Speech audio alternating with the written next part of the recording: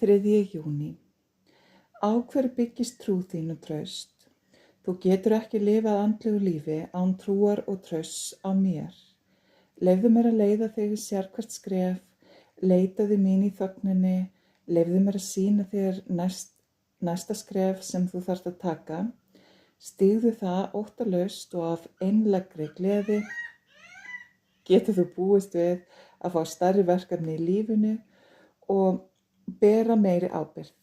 Áður en þú hefur lært að hlýða og ljúka einfaldari verkefnum, getur þú alið með þér þá von að elska heiminn.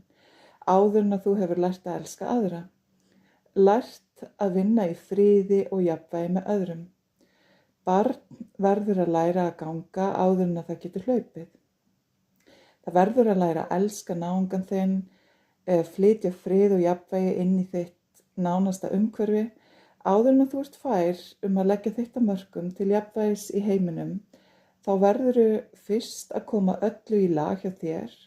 Þá get ég notað þig til að hjálpa og þjóna meðbræðrum þínum.